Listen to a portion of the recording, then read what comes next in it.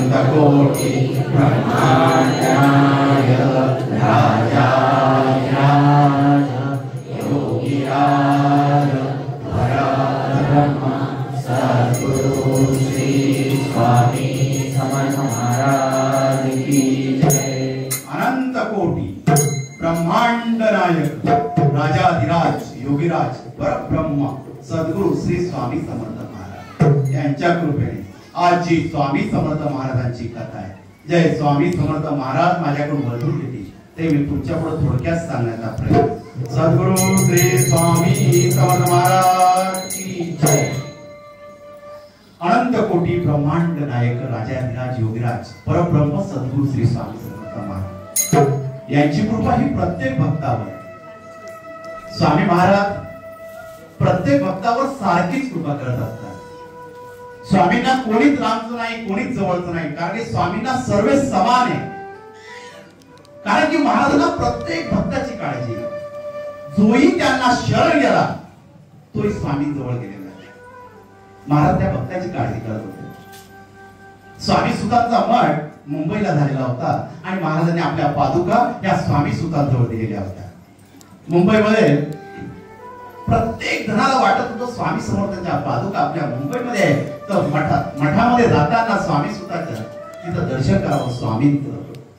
रामचंद्र होते, कायम त्या मठामध्ये जायचे, स्वामी सुतांजवळ बसायचे आणि त्यांची भजन ऐकत बसायचे आणि त्या चरणांजवळ स्वामींची आठवण करत असे। स्वामी सुत इतकं वर्णन करत असे स्वामींचं की माझा ब्रह्मांड नायक असे।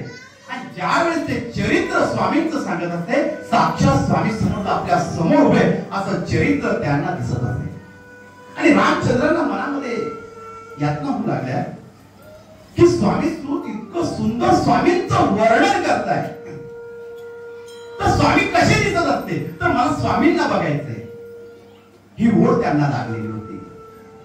स्वामींच्या चरणांजवळ बसायचे, स्वामींना एक विनंती करायचे, स्वामी महाराज लग्न होऊन 12 वर्ष झाले पण अजून मुलबाळ नाही स्वामी महाराज, एवढी इच्छा पूर्ण झाली तर मी तुझ्या अक्कलकोट नाही स्वामी महाराज, एवढं स्वामींना बोलत असते। कायमचं दुःख स्वामींच्या चरणी बोलायचं आणि घरी जायचं। पत्नी बी आता सर्व देव करून करून वैतागलेली होती। एक दिवस तिने सांगितलं, काय स्वामींचं नाव घेतात, अहो स्वामींना तुम्ही पाहिलं तरी आहेत का, काय त्या स्वामींकडे जातात, मला तर मूलबळ होत नाही, माझी जोडी वाढत नाही, तर का त्यांचं नाव घेतात? रामचंद्र एकदम आनंदाने सांगत असते, अगं काही पण नको बोलू, स्वामी आपली सत्व परीक्षा घेत आहे, त्या परीक्षेत आपल्याला उत्तीर्ण झालं पाहिजे। ब्रह्मांड नायक नक्की आपली इच्छा पूर्ण करेल। स्वामींवर इतकी श्रद्धा होती, स्वामींबद्दल कोणी काय बोललेलं त्यांना आवडत नसते। दिवसामागून दिवस चालले होते आणि त्यातच त्यांच्या पतीला क्षयरोग झाला।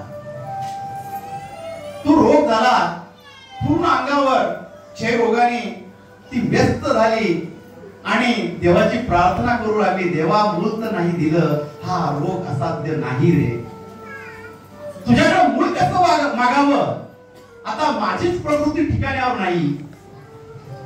तिला आता त्रास होऊ लागलेला होता। रामचंद्रांना ते दुःख पाहत नव्हतं। पत्नीच्या अंगाला जखमा वाढत चाललेल्या होत्या आणि ती अशक्त होत चाललेली होती। पत्नीकडे बघावं, दुःख आपल्या पोटामध्ये घालावं आणि महाराजांच्या चरणांजवळ जाऊन सगळे अश्रू स्वामींच्या चरणांवर गाळावे। महाराज ही कोणती परीक्षा आहे महाराज, कोणतं सुख नाही महाराज, 12 वर्ष झाले मला वाटत होतं लहान मुलाचे पावलं माझ्या घरामध्ये रेंगावे, पण ते सुद्धा रेंगले नाही स्वामी महाराज। त्या पत्नीची आता परिस्थिती खराब झाली, मी अपेक्षा सोडून देतो। आणि त्यावेळेस एक ब्रह्मानंद स्वामी होते, त्यांनी सांगितलं, एक काम करा, तुम्ही आता स्वामींच्या दर्शनाला अक्कलकोटला जा, महाराज नक्की काही ना काही मार्ग काढतील। रामचंद्रांच्या मनामध्ये अपेक्षेचे किरण येऊ लागले। त्याने अपेक्षा मनामध्ये ठेवली, आपण स्वामींकडे गेलं पाहिजे। पत्नीला सांगितलं, तू तयारी कर, आपण अक्कलकोटला जाऊया। मला ब्रह्मांड नायक वाटत पाहत होता, मला रामचंद्र येणार आहे आणि त्या रामचंद्राची वाट पाहणारा माझा ब्रह्मांड नाही त्या अक्कलकोट मध्ये वटवृक्षाच्या छायेमध्ये बसलेला होता आणि रामचंद्राची वाट पाहतोय. आनंद झालेला आहे. स्वामींच्या चेहऱ्यावर स्मिताचं हास्य निर्माण झालेले. महाराजांना कोणता भक्त जवळचा येतात तर स्वामींच्या चेहऱ्यावर हास्य निर्माण व्हायचं. महाराज हसायचे आणि इतके सुंदर हसायचे की जणू कोणत्या शिष्याला असं वाटायचं मी स्वर्गात आहे. माझ्या ब्रह्मांड नायकाचा चेहरा मला दिसतोय. मला स्वर्ग जणू लाभतोय या ठिकाणी असा मनामध्ये आनंद होता. महाराज आपले आपले भजन गुणगुणत होते आणि म्हणत होते रामचंद्र ये रे, रामचंद्र ये रे, मी तुझी वाट पाहतोय. महाराज असे वारंवार म्हणत होते. आणि त्या वेळेस श्रीपाद भट तिथंच होते. महाराज त्याला प्रेमाने लठ्ठ्या म्हणत होते. महाराज बोले अरे लठ्ठ्या, हा रामचंद्र येणार आहे, तयारी करा, याला चांगली सेवा करायला लावू, मग याला आपण केव्हा देऊ. एवढं महाराज बोलले. श्रीपाद भटाला काही कळलं नाही. हो महाराज तुम्ही सांगाल तसं ठीक आहे. रामचंद्राने तयारी केली. आपल्या पतीला घेतलं, अंगावर कांबळ टाकलं, सगळ्या जखमा घातल्या आणि पतीने घेऊन अक्कलकोटच्या दिशेने रवाना झाले. माणूस जेव्हा पूर्ण दुःखी होत असतो त्यावेळेस माणसाला सर्व देव आठवत असतात. सुखामध्ये माणूस देवाला विसरून जातो, पण दुःखामध्ये प्रत्येक वेळेस त्याला देव आठवत असतो, गुरु आठवतो, सर्व आठवतो. या आपल्या प्राणी मात्रांना जे आपण मनुष्य आहोत जन्मामध्ये आपण फक्त स्वार्थाचं जीवन जगत असतो. देवाकडे फक्त आपण मागायला येत असतो आणि देवाकडे मागत असताना आपण फक्त आपला स्वार्थच मागत असतो.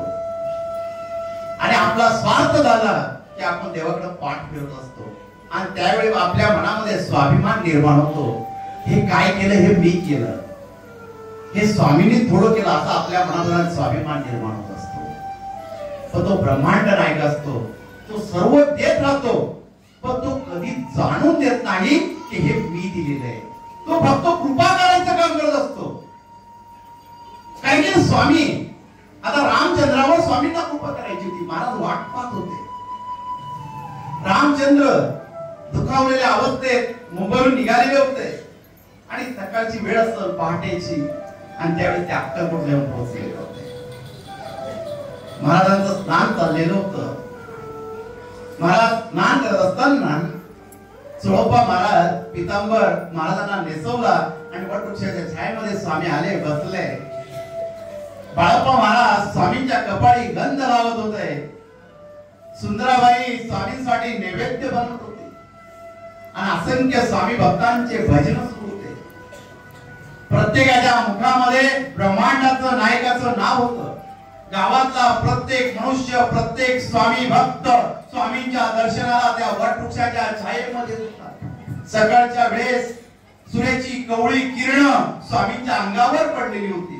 सुंदर असं दृश्य होतं. डोळ्यामध्ये सामावून घ्यावं असं स्वामींना वाटत होतं. स्वामींकडे बघून प्रत्येक भक्ताला वाटत होतं.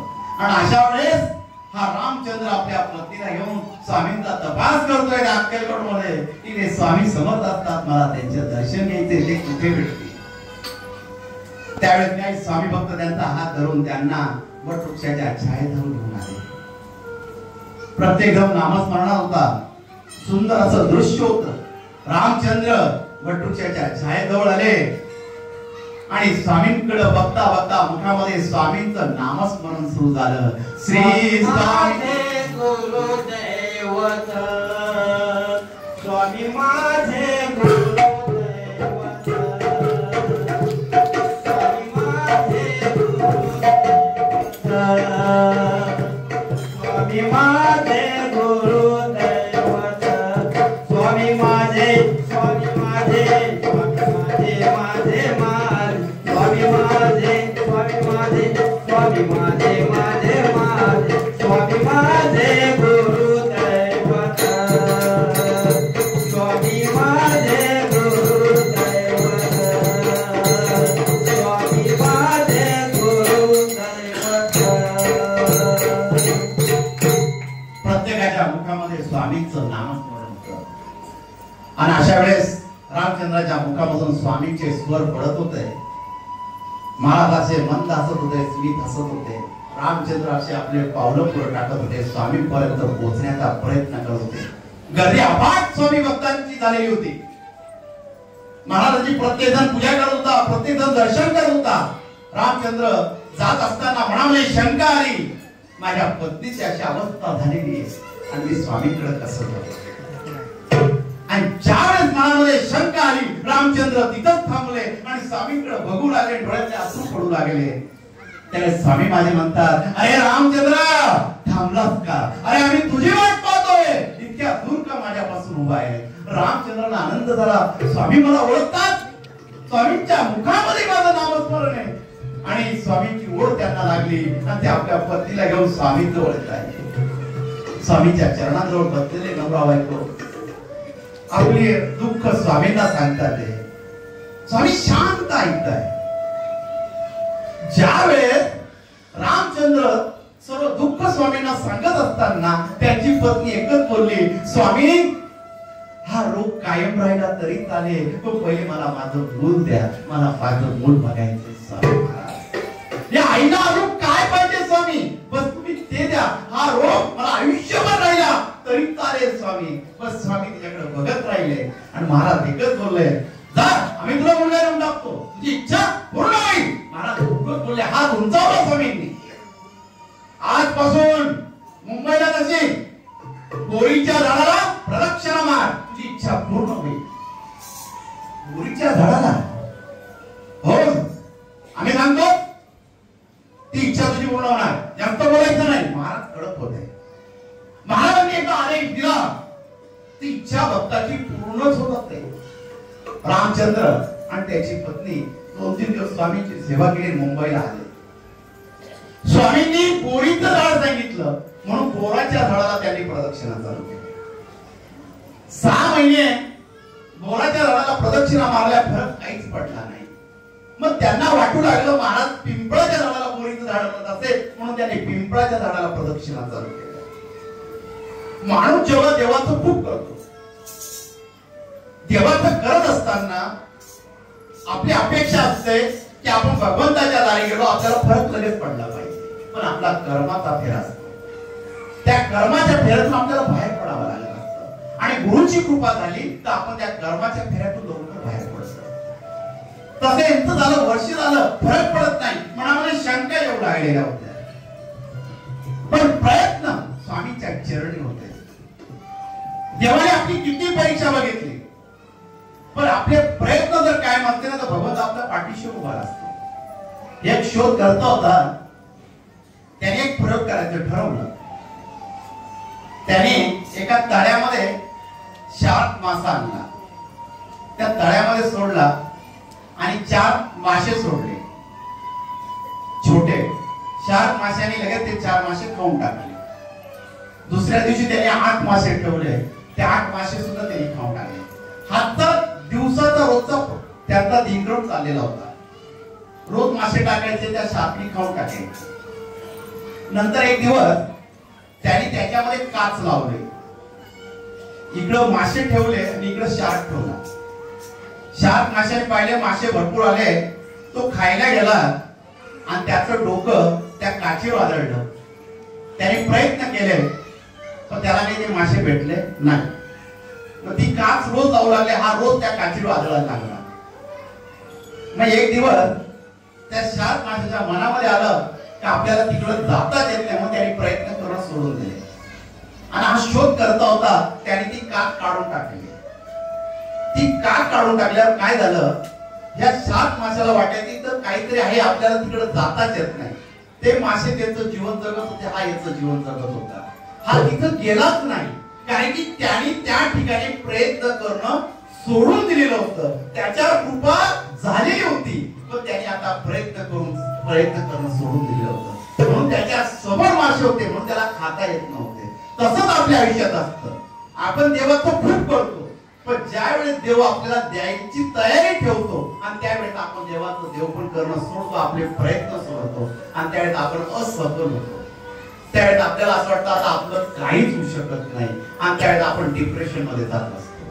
म्हणून आपण जर देवाचं करत असतो तर प्रयत्न कधीच सोडायचे नाही, त्याचं फळ नक्की भेटत असतं. आणि त्यावेळेस यांनी एक वर्ष झालं फरक पडत नाही, पिंपळाच्या झाडाला फेऱ्या मारत असताना आपल्या पतीला ती बोलत होती, अहो आपण स्वामींची सेवा करतोय, स्वामींनी सांगितल्याप्रमाणे आपण फेऱ्या मारतोय, पण अजून काही फरक पडत नाही, आपण आता फेऱ्या मारणं बंद करावं. रामचंद्र सांगता, अगं स्वामींचा आदेश आहे, स्वामी नक्की मार्ग सांगतील. आणि त्यावेळेस ते ब्रह्मानंद स्वामी त्यांच्या समोर आले, त्यांना घडलेला प्रसंग त्यांनी पूर्ण सांगितला. आणि त्यावेळेस ते ब्रह्मानंद स्वामी सांगू लागले, स्वामींनी तुम्हाला बोरीच्या झाडाला फेऱ्या मारायला लावल्या. अहो बोरीचं झाड म्हणजे काय? स्वामी महाराज स्वामी सुताला बोरीचं झाड म्हणतात. तुम्ही त्यांच्या मठात जा, त्या पादुकांवरचं तीर्थ प्या आणि तिथं फेऱ्या मारा, हा स्वामींचा बोलण्यामागचा अर्थ होता. आणि रामचंद्र आणि त्यांची पत्नी रोज स्वामी सुताच्या मठामध्ये जाऊ लागल्या. आणि 3 महिन्यामध्ये तिला दिवस राहिले, आनंद झाला. हळूहळू दिवसामागून दिवस गेले, 9वा महिना आला. आता पत्नी अशक्त झालेली होती, रोग वाढत चाललेला होता. रामचंद्रांना काळजी वाटू लागली होती, माझ्या पत्नीचं बाळंतपण कसं होणार. आणि ते स्वामींचा धावा करत होते. रोज स्वामी सुतांच्या मठामध्ये बसत होते आणि स्वामींना सांगत होते, स्वामी तुम्ही या, माझ्या पत्नीला वाचवा, स्वामी महाराज माझ्या पत्नीला वाचवा. त्यांच्या पत्नीला मुंबईला काळजी करायला कोणी नव्हतं म्हणून त्यांनी कोकणामध्ये पाठवून दिलं. आणि रोज स्वामी सुतांच्या मठामध्ये बसत असते आणि स्वामींना धावा करत असते. आणि ब्रह्मांड नायकाला त्यांची काळजी वाटू लागली. आणि ब्रह्मांड नायकाने त्यांना स्वप्नामध्ये दृष्टांत दिला, तू काळजी करू नकोस, तुझ्या पती सोबत मी आहे, बाळापण व्यवस्थित होते, तू अजिबात विचार करू नकोस. महाराजांनी त्यांना आशीर्वाद दिला. आणि काही दिवसामध्ये त्यांची पत्नी बाळंतीण झाली. त्यांना सुंदर असं रत्न मुलगा आता जन्माला आला त्यांच्या घरी. त्यांना आनंद झाला. आणि काही दिवसांनी आपल्या मुलाला घेऊन ते स्वामींच्या चरणी गेले. त्यावेळेस स्वामी महाराजांनी एक खोड घेतलं होतं आणि तिला मारून फेकलं होतं, ह्या खोड उगाळून अंगाला लाव, तुझा कुष्ठरोग बरा होईल, तुझा क्षयरोग बरा होईल. आणि ही गेली महाराजांजवळ पाय ठेवलं. महाराजांनी आशीर्वाद दिला, सुगीरा सेवा करा, माझ्या बोरीच्या झाडाला भेटत जा, म्हणजे माझ्या स्वामी सुताला भेटत जा. स्वामींनी स्वामी सुताला मुलगा मानलेलं होतं म्हणून त्याला सूत म्हणत असे, स्वामी माझ्या सुताला भेटत जा, माझ्या सुताला तुम्ही भेटला तो आनंद मला होत असतो, हे स्वामी सांगत होते. आणि स्वामी त्यांना आशीर्वाद देत असताना एक सावकाराची बायको उभी होती. ती बोलू लागली, महाराज यांना बाळ दिलं, मग मला का देत नाही स्वामी. आणि त्यावेळेस स्वामी महाराज हसता हसता बोलत, हो बाळा हो. आणि स्वामीजवळ मोत्या नावाचा पुत्र होता, त्याच्या तोंडामध्ये खाड होत. महाराजांनी मोत्याला बोलवलं, त्याच्या तोंडाचं हाड उचललं आणि हा घे मुलगा, ते हाड मारून फेकलं. स्वामींनी तिला झोळी पुढे करायला लावली, ती दचकली, मी हाड कसं घेऊ, ती मागं सरकली, ते हाड खाली पडलं. आणि ते एक दलित वस्तीतली एक स्त्री बसलेली होती, तिने ते हाड उचललं आपल्या झोळीमध्ये टाकलं. महाराज जोर जोरात हसू लागले, आम्ही तुला दिलं पण दैव घेऊन गेलं, तुझ्या कर्मात नाही. आणि स्वामी खदा खदा जोर जोरात हसू लागले. काही दिवसांनी त्या दलित स्त्रीला सुद्धा मुलगा झाला. ही स्वामींची कृपा आहे. स्वामी काय लीला करतील हे कधीच सांगता येत नाही, त्यांची लीला कशी असेल याचा आपण मनामध्ये विचार सुद्धा करू शकत नाही. कारण तो ब्रह्मांड नायक म्हटलं जातं. ज्याने ब्रह्मांड निर्माण केलं त्याचा नायक म्हटला जातो, तो ब्रह्मांड नायक तो स्वामी समर्थ महाराज. त्यांनी प्रत्येक भक्तासाठी प्रत्येक योजना वेगळी वेगळी करून ठेवलेली. फक्त आपलं लक्ष असलं पाहिजे, स्वामींच्या चरणी आपली सेवा असली पाहिजे, त्यांच्यावर लक्ष असलं पाहिजे. आणि त्यांच्यावर एकदा लक्ष दिलं तर तो ब्रह्मांड नायक आपल्या पाठीशी उभा आहे. तो कधीच काही कमी पडू देणार नाही. आणि एकदा तर पाठीशी उभा राहिला तर एकच आशीर्वाद देईल, भिऊ नकोस, मी तुझ्या पाठीशी आहे.